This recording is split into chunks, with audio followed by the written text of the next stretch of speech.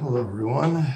So I'm going to show you guys a little soldering technique. I used to solder for another company a long time ago. So as you can see, these clips are garbage. They won't hold, they won't handle. This is garbage. That was a bad idea. So you live and learn. That was just the easy way out, but don't always take the easy way out, guys. So if you guys are not familiar with soldering, soldering is using this hot knife right here. It gets up to about 400 degrees, so I would suggest being very, very careful, or you're going to burn the shit out of yourself.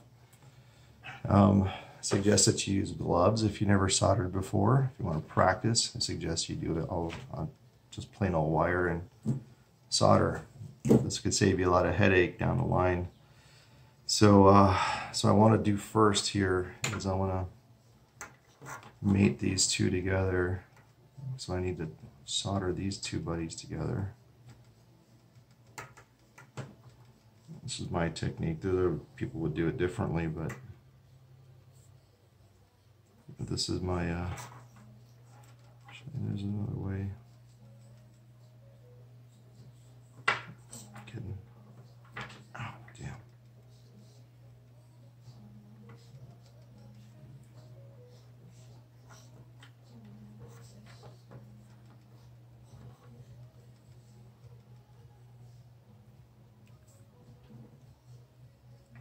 Let's see if I suggest wearing a mask too if you guys are going to solder anything.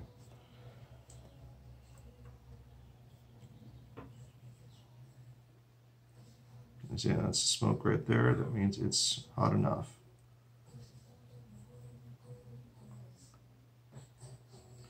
So what you want to do is drive the solder to the tip, and then just little by little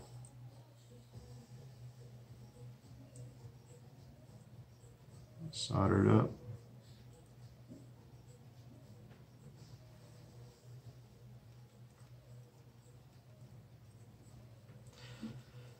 It cools off like almost instantly. And the more solder you put, the more it's going to be protective. Don't breathe these fumes in, guys. That's not good for your health, that's for sure. Walking to any Las Vegas casino is not good for your health either. Alright, so you see I get a nice bead going here, connecting the two wires together. So now what I do is I want to flip it and carefully put your soldering iron down. And we solder the other side. Let me change the camera for you guys. Get a closer look.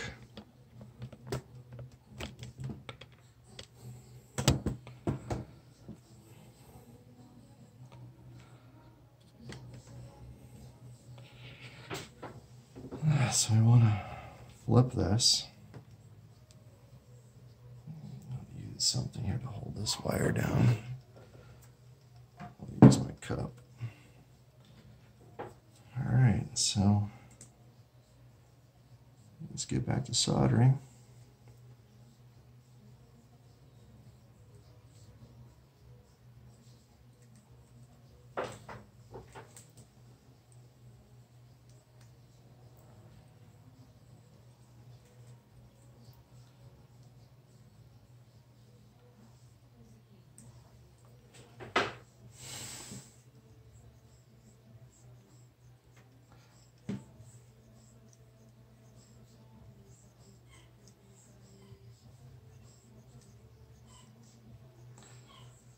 And that's pretty much it. It's not the prettiest solder in the world. I'm sure some of you guys out there could solder better than me. But this is what I'm recommending when you do any kind of mod on your bike, going from stock to aftermarket. You're going to have to do these numbers in order to change your headlights or any other electrical component on your bike sometimes. If you don't have the connector for it, custom connector is what you need. There we go. All right, guys.